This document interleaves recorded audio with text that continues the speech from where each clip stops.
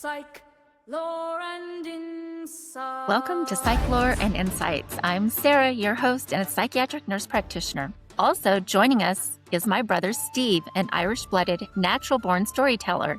We mix history, lore, and true crime with psychiatry, psychology, and all things related to the human psyche. And wow, we have a great story today about June and Jennifer Gibbons, also known as the Silent Twins. In addition, we'll explore the delusional phenomenon of Folie et Deux. I'm not giving any medical advice nor diagnosing. This is for educational and entertainment purposes only. So let's do it. The identical twins communicated almost exclusively with each other, creating an intense and isolated world that would ultimately lead them down a tragic path. A trigger warning. This episode will discuss sensitive topics such as self-harm, psychosis, suicide, abuse, and neglect. So if this is not for you, please go take care of yourself and meet up with us in the next episode. I had never heard of this case before. I'd never heard of the Silent Twins. It's very interesting. There's a lot to it. I read a great book called The Silent Twins by Marjorie Wallace. She is a reporter that worked very closely with the twins and had access to all their diaries. Amazing. She helped them so much. She did. Yeah. She was an advocate for them as well. Well, it was sad because everybody just kind of wanted to push them off to the side. And she was, no, we need to figure out what's going on here. So, and she really stepped in. And she helped the world understand their story. Mm-hmm. Jen and Jennifer were born on April 11th, 1963 in Barbados, and they were raised in Wales. From an early age, they faced social rejection and bullying, which led them to develop a private language and withdraw into their own world. During their school years, they exhibited selective mutism, speaking only to each other and maintaining a close bond through creative writing. Their lives took a darker turn when they became involved in petty crime, leading to their admission to the Broadmoor, which is a very high security and isolated psychiatric hospital. And this was during their late teens. Their story took a very tragic turn in 1993 when one of the twins, Jennifer, died, leaving June to navigate her grief and eventually share the stories in interviews. I want to talk about just the way that they grew up. I mean, they grew up in Wales. Wales is all there. There's no black people in school, and they got bullied because they were different, because they were black. There was no other black kids in that school. And I did read something that like they were actually let out of school early, 5 or 10 minutes early, because they were bullied so bad so they could get home before all the other kids got out, which is really sad because they were already going through what they were going through.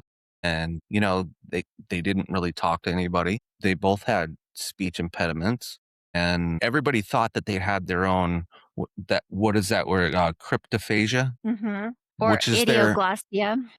Idioglossia is another term for it. Mm-hmm. Yeah, that's like the sister term for it. But so nobody, even their parents couldn't really understand. Let's explain to the listeners what it is. You want to tell? Okay. So the roots are Greek. So you got kryptos, which means hidden, and you got phasis, which is speech. So it's basically hidden speech. But they were so their own little special language. Mm-hmm. And what it basically came down to is they were actually speaking English, but they also had speech impediments, both of them. And they were also throwing some Creole slang in there. So they, even their parents couldn't understand what they thought. They were speaking their own made up language. But it turns out later, I'm sure we'll talk about it later, but they slowed down tapes of them speaking, and they slowed them down, and they were actually speaking English, but it was just really low and fast. And with their speech impediment, everybody thought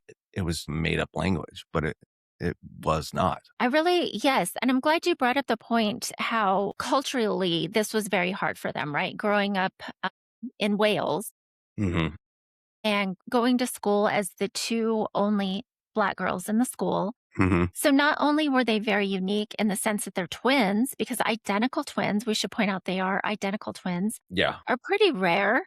And then on top of it, they're from Barbados, and it was really hard for them to kind of integrate into the peers in school. And so these girls became extremely isolated. And to your point, they had a speech impediment, and their mother stated that they had very delayed speech. Hmm.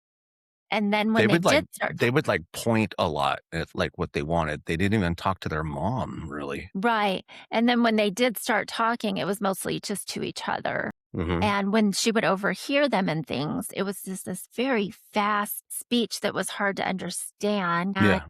as you mentioned, they caught it on recorder because in later on, when they got a little bit older, they got in touch with a psychologist and speech pathologist, and they were trying to get the girls to talk to them, and they wouldn't do it.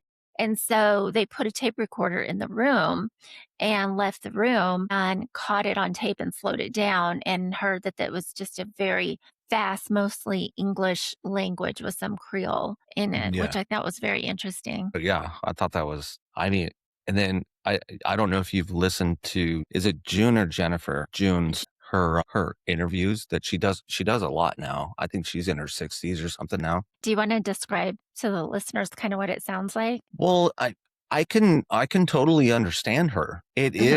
It is different. It's a different way to speak. She doesn't really she keeps her teeth clenched, and she does talk very rapidly, but she keeps her teeth clenched, and it's so I can understand.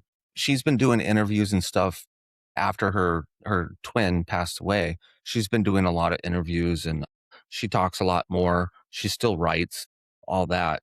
So you can understand her, but I can just imagine whenever they were younger, it was even harder for people to understand what they were talking about and think they were speaking some kind of secret language or something that they made up. And then they also had some other odd behaviors as well. You mentioned they were bullied a lot and they were let out of school early, which I mean, poor them.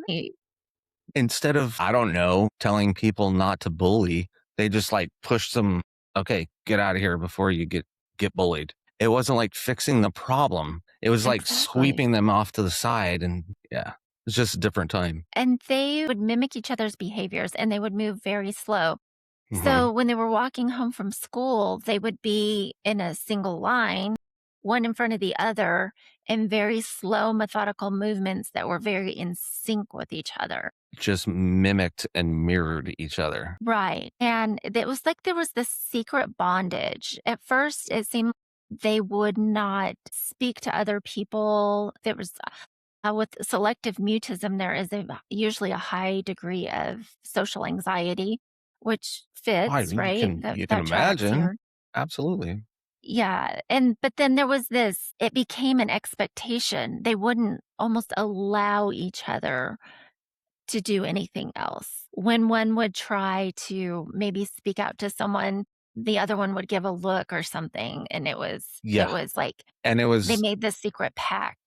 yeah, so it was, I did read some stuff about that. It was, I think they were born 10 minutes apart or something like that. But Yes, it June was was, born first, and then Jennifer followed 10 minutes later. and then I think it was Jennifer, correct me if I'm wrong, but I think she would look to June and she'd be like, am I allowed to answer or am I allowed? And then she'd give her a signal, okay, go ahead and answer, or, give a sign or point to something. But Mhm. they always look to each other. I think Am I yes, allowed to speak? right, and I think it went both ways, but I think oftentimes it was Jennifer that tried to control June's behaviors, but I Yeah. do think that it did go both ways. In their very young childhood, they were exclusively just communicating with each other, and then the behaviors kinda started with, like I mentioned, the walking, and then became this food obsession. They would control each other. They would either completely fast or they would binge.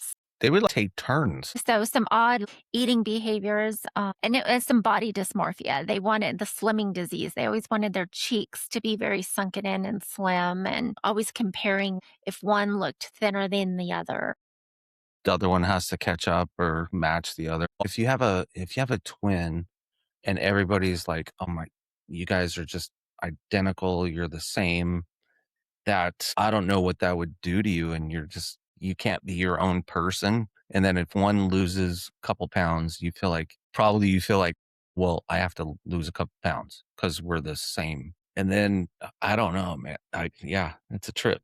I think that's a really good point that you brought up, because I think there was this push and pull throughout their childhood of being a collective unit and then being individuals fighting. Well, They wanted to be their own individuals, but then they would cling onto each other in a single identity. and the more I read into it, it was that constant frustration that they wanted to be individuals, but they also couldn't be without the other person. And it created this angst and this anxiety, like, I love you, but I can't stand you. They were also there was one other sister, I think her name was Rose or Rosie, That was the that shared youngest. yes, and she shared a bedroom with them for a while, Mhm. and during that time, they would speak to her as well, but nobody else. They became Yeah. more and more withdrawn from the family, but very much loved their family. They would sneak and get them gifts and things like that. Yeah. The youngest girl, the last one that was born after the twins, they spoke to her, but their two other older siblings, they really never spoke to. They were very childlike for a long time, even up until their early teens. They would play with dolls.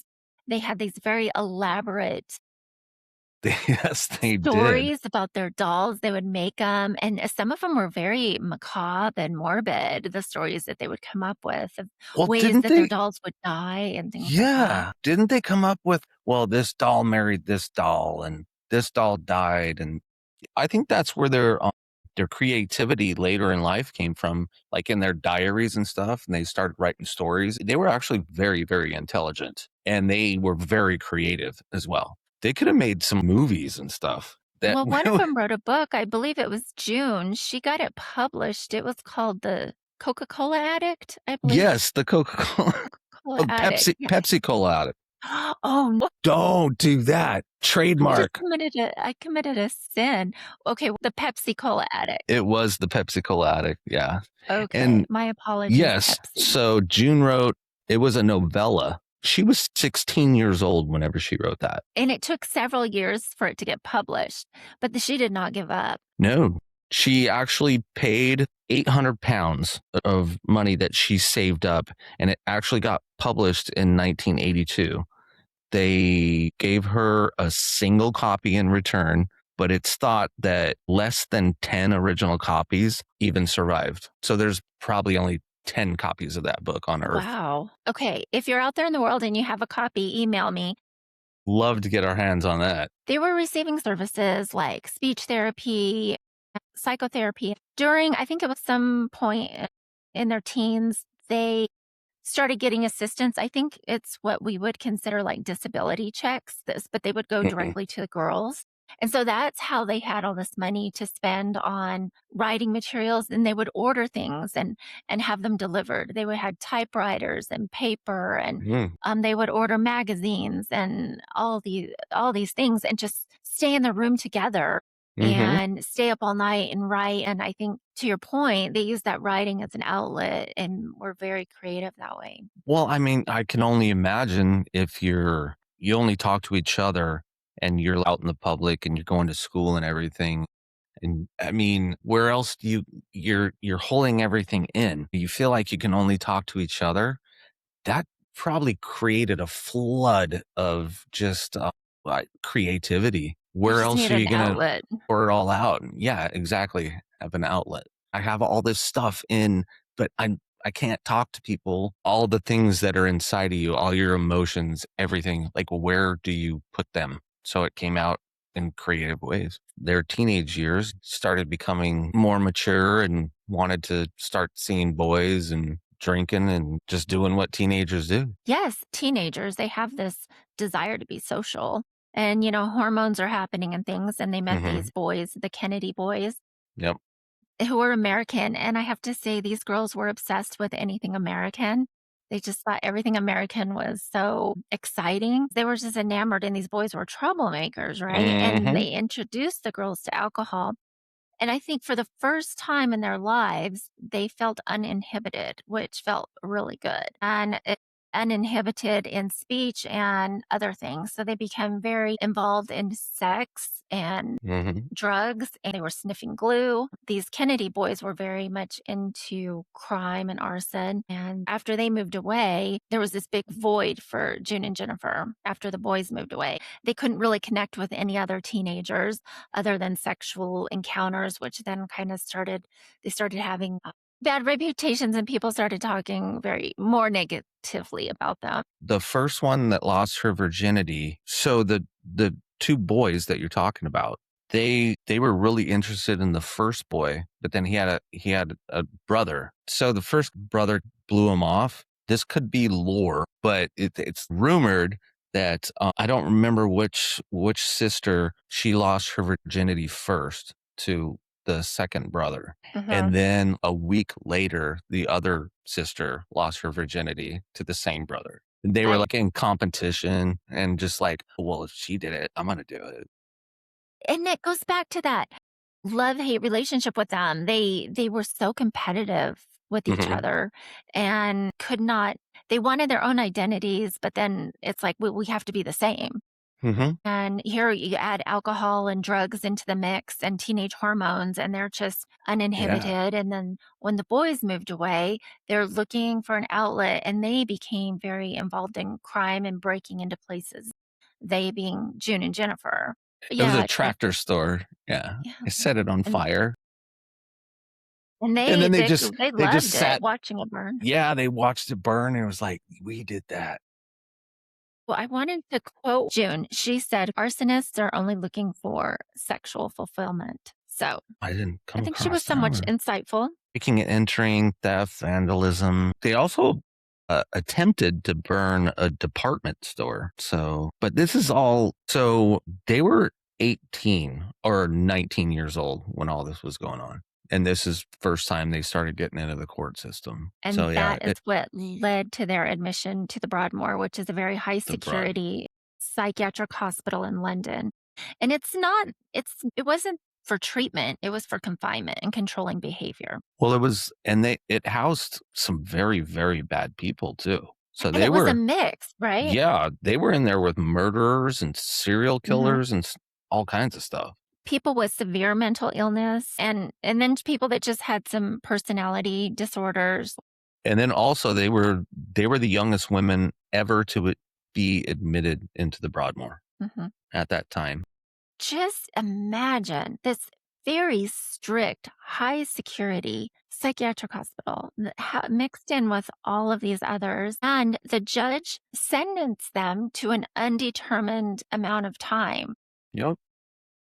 So they could have just stayed there forever. Yeah. They ended up being there for what, 11 years? Hmm.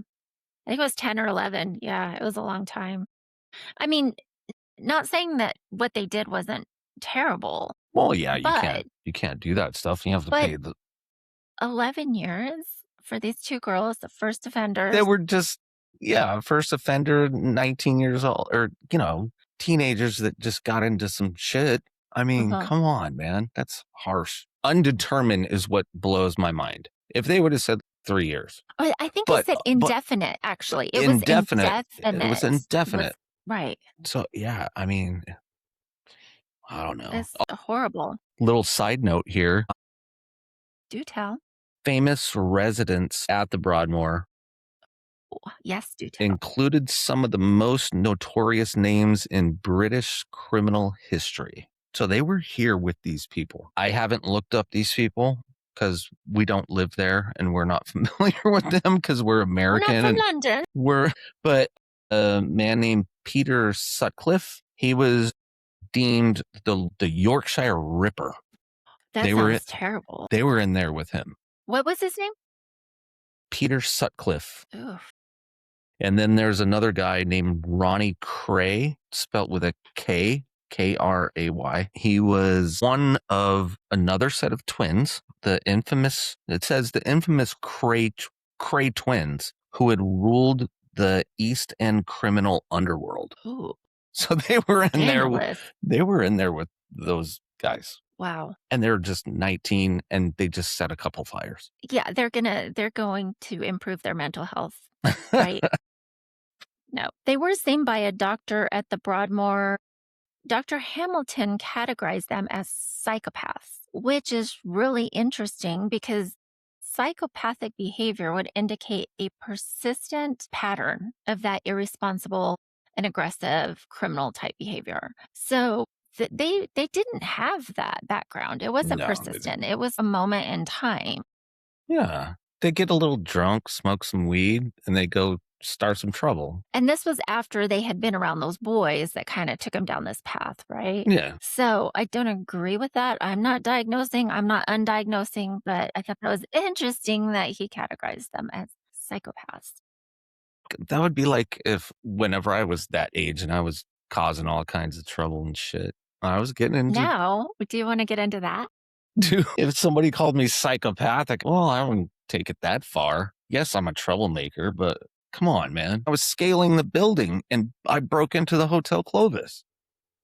Like Spider-Man? Yes, exactly. I was scaling the ladders on the outside and I got picked up by the cops. Dad was working at right across the street at Phillips Music. Mom was working down at Fabric Mart and they picked me up. I was in the back of a squad car. I was 11 years old. And I was like, well, my dad works there. My mom works down there.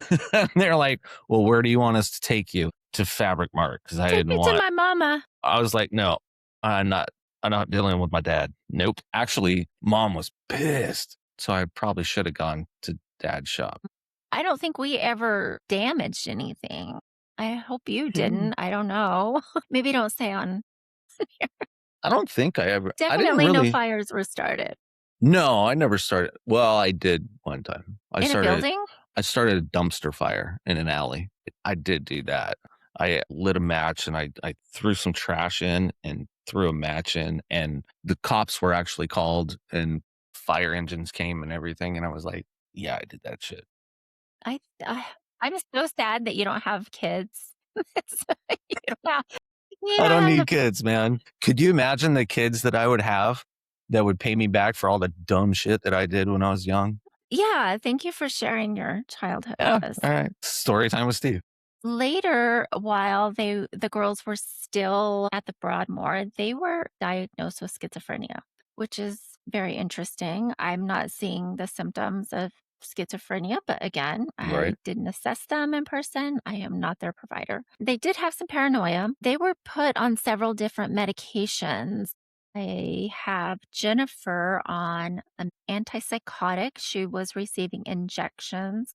Some side effects from that can be extrapyramidal side effects, which are abnormal movements, and also cardiac side effects. She was also on a medication called benzhexol, which is used to treat the side effects like those movements, the EPS movements.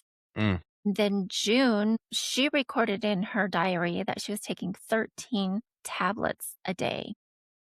And then June was on an antipsychotic as well. And then she was on a second one called stelazine. So they had these girls pretty drugged up. And in their diaries, they were upset because they felt so groggy and they were writing less and they felt like their creativity was gone. It was dulling them. So they tried to separate them, even though they wanted to be individuals. Whenever they separated them, it did not work out well. They couldn't even see each other. They were in totally different places, but they would still mimic each other without even being able to see each other. And then they would take like back and forth. I just hit my mic.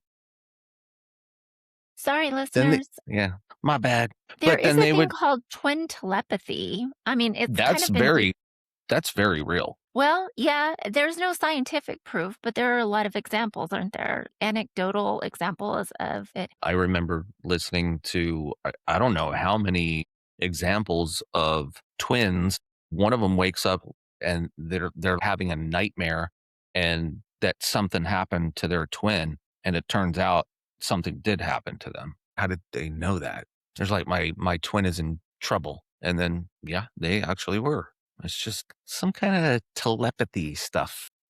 And this is whenever they really started writing a lot. They would get magazines and they would make these little tiny notes. And there was a picture of them in the book that I read, and it looked like I don't know, symbols, but they're so tiny. They but did it super tiny. super tiny. And they would just ride around like the edges and in circles. Yeah. But yeah, they were trying to separate them and everything.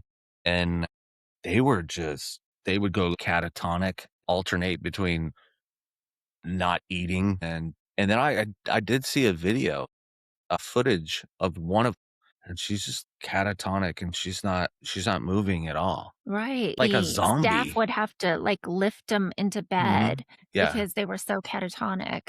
And then at the same time, they were glad to be away from each other because at this point, I think that's when they started even expressing that they hated each other. But then they Oh, go ahead. couldn't. Well, then they also couldn't stand to be away from each other, even though they couldn't stand each other. They're like, Right. I can't stand this person. I can't stand my twin, but I also can't be away from them. And they would even ask to be separated because there was still this desire of being an individual. But again, Mhm. yes, when they were apart, they did not eat, they were not engaged, they wouldn't then they didn't have anyone to talk to because they didn't have each other, right? Yeah, so it's even like more isolation on top of And what they just was already there. and they became super obsessed with death during this time. Yeah. And they were not eating like you said, they were either starving or binging. They were obsessed with this slimming disease. Some quotes June wrote in one of her journals, "You're strong. If I die, you'll get over it fast. Don't die before me, please. Let me die first." And And then that was June, correct? that was June about Jennifer. And then Jennifer, in her writing, said June was possessed by a demon and that she should get rid of her forever. So they were having homicidal thoughts about each other. And then they were so scared the other one would die first. They're like, please don't die before me. But then they had these thoughts of killing the other one so that they could be released from these bonds. They actually tried. I think we skipped over that part. I Yeah, was bring that earlier up. before they went to the Broadmoor, I believe, right? Yes, yes. I don't remember which one. They tried to strangle the other one with like a radio cord, and then the other one pushed one into a river or a lake or something like that. I think it was a river. Mhm. And then they both cried and hugged each other, and they were like, "I'm sorry, I tried to kill you. I'm sorry, I tried to kill you." This was very intense. I was probably in the late 80s or possibly the early 90s. It's pretty unclear, but that's whenever everything shifted. And it was kind of this pact that took place that they both realized that for the other one to live, one of them had to die. And that is where it really shifts. Yeah, one of them had to die for the other one to be free because they couldn't both be there at the same time, which is, man, that's dark. It is very dark. And Jennifer actually passed away. That was on March 9th, 1993, when she was just 29 years old. In Jennifer's diary in January, mind you, she passed away at the beginning of March. In January, she wrote, I have at last conquered my fear of death, and now I am no longer a baby, but a woman. I can see it. Oh, yes, Lord. Now I can see. So Jennifer wrote that in her diary, January 24th, and then she died March 9th. That is very eerie. And then another eerie thing is Marjorie Wallace, that was working with them, described Jennifer telling her, I'm going to die. We've decided. She didn't say, I might. She didn't say, I'm afraid I will. It was a statement. I am going to die. And Marjorie asked her, how do you know that? And she said, I just know. And then you want to get into when it happened. Like, it's such Yeah. the timing of it. So they're at the Broadmoor for 11 years, and then they get transferred to It was, Birmingham. they had been waiting for 11 years, and this was like a undisclosed time that they could have spent their entire lives there. But they Mhm. finally get out. They're making progress. They're getting transferred to a lower security place where they can actually start to regain their lives and everything. And it's at that point, I'll let you take it from there. Well, during the transport from the Broadmoor to the other facility, Jennifer becomes despondent. and June can't wake her up. They take her to this other facility. The doctor comes in and assesses her, doesn't think it's a big deal, but then gets lab work done. Once they get the lab results back, the doctor pays attention because her labs are way off and she ends up passing away. They can't wake her up, and she passed away of myocarditis, which is an inflammation of the heart muscle. Mm. It kind of broke my heart because from everything that I read, so a couple of days leading up to their release from there, she wasn't really feeling real well. They thought she had flu-like symptoms, quieter than normal, even though they're known as silent twins. She really wasn't engaging in anything. But then as they're leaving Broadmoor,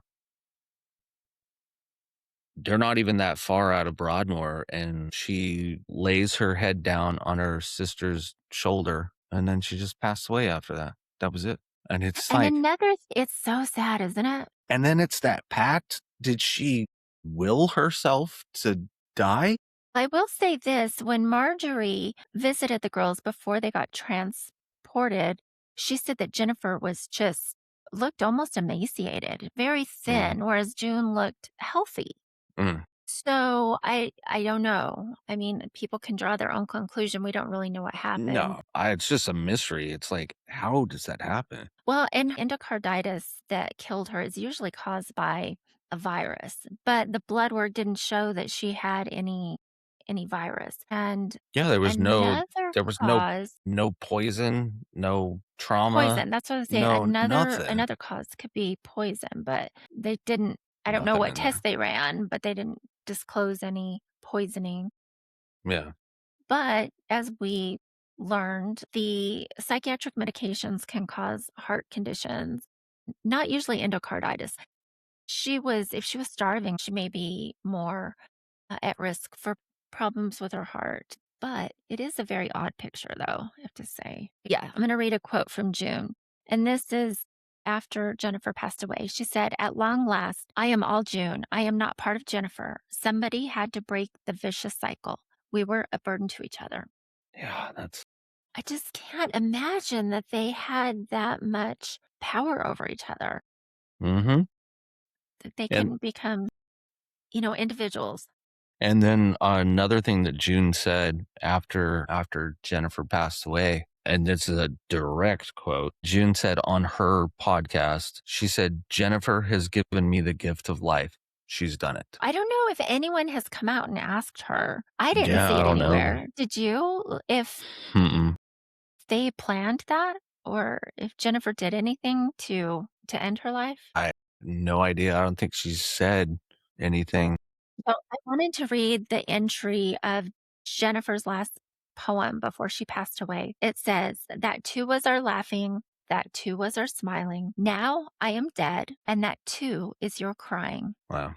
Something that's really interesting as well, Marjorie went to visit June at her new facility 5 days after Jennifer passed.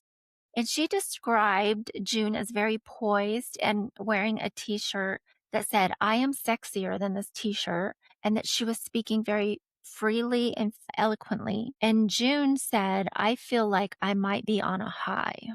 And this is 5 days after her sister passed away. Wow. And she did. She started speaking a lot, and she does Mhm. interviews and all kinds of stuff now. And she's very outspoken. She's like very much willing to talk about it. It's a very different story than we've ever heard before. Very different. So we didn't talk that much about the parents, but Aubrey was the father and Gloria was the mother, and they were both from Barbados.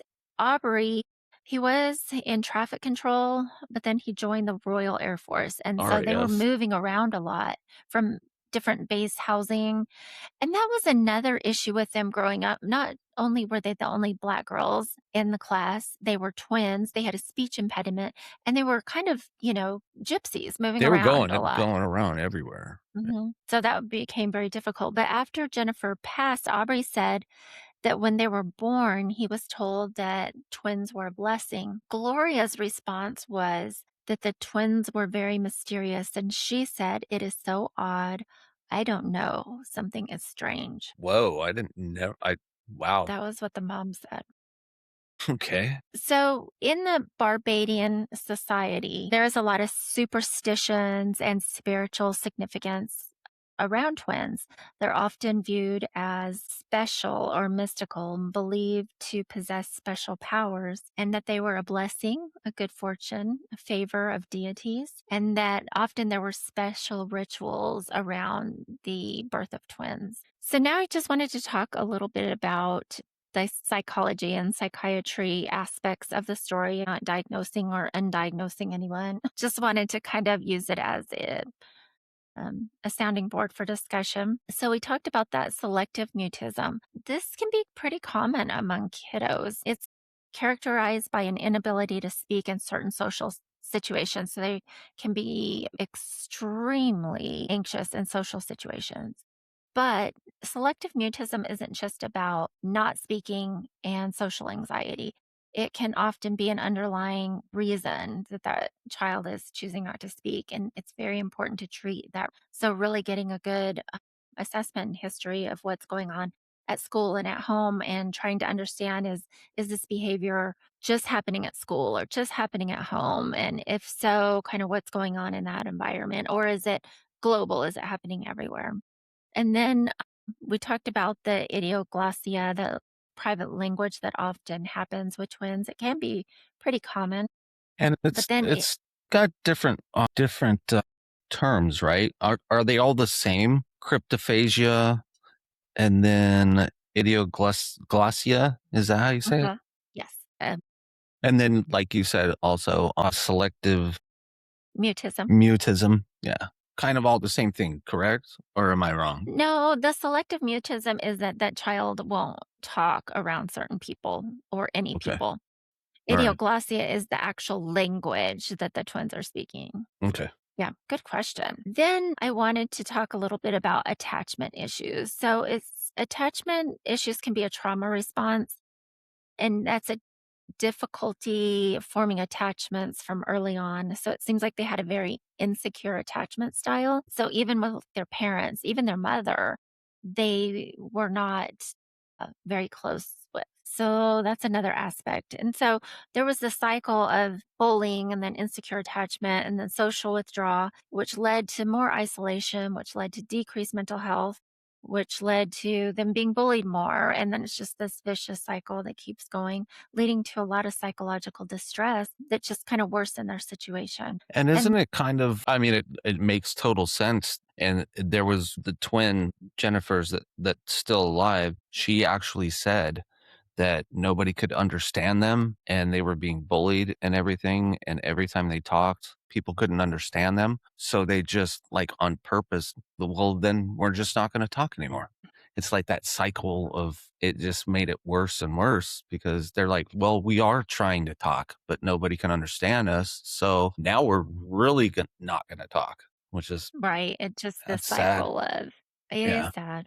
Yeah. The last thing I wanted to talk about is a diagnosis called shared psychotic disorder. And this is also known as folie et deux, and it's a French term meaning a delusion held by two. And this term was coined by French psychiatrists. I'm going to say these wrong, but I'll do my best. Lazau and Falret. And that was way back in 1877. I think you nailed it.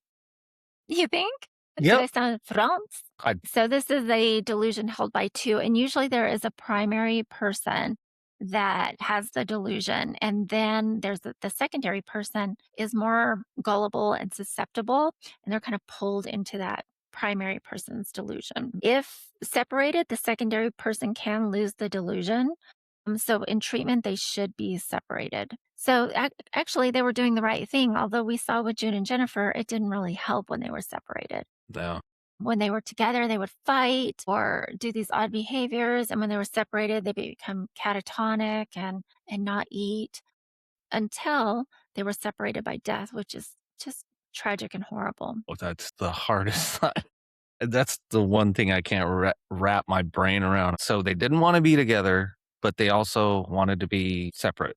Then that pact came in, and here we are. Almost all cases of folie à deux are within a family, like sister, sister, mother, child, husband, wife. It can be very resistant to treat. It's usually treated with talk therapy, and the therapist does not challenge the belief. They don't agree with it. They don't feed into it. They talk about it and mostly focus on the distress that it's causing that person.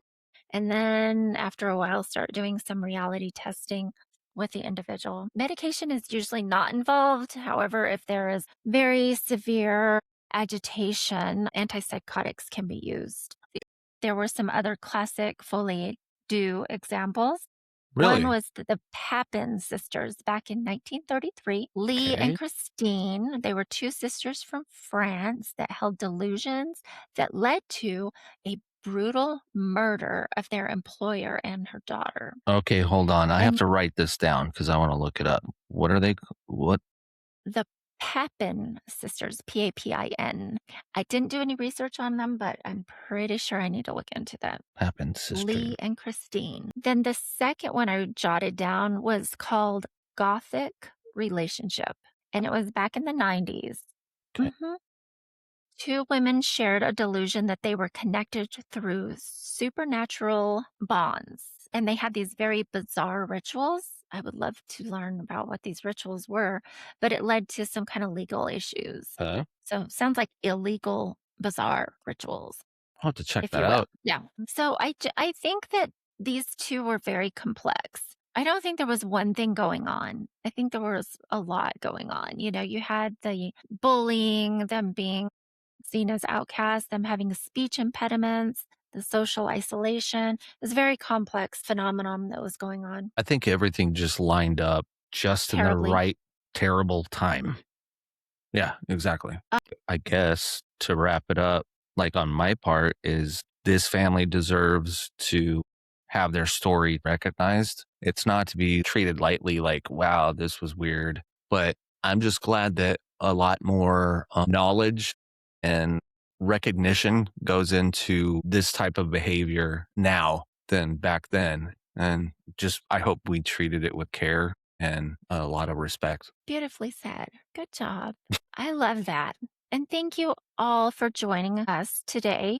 If you have any twin stories or stories of breaking into buildings as a child, but again, we don't advise it, we don't recommend it, but No, definitely those not. fun childhood stories, send them to us. In addition to episode topics that you would like to hear in the future, psychloresarah@gmail.com or psychloresteve@gmail.com. Hey, we'll see you next week. Peace.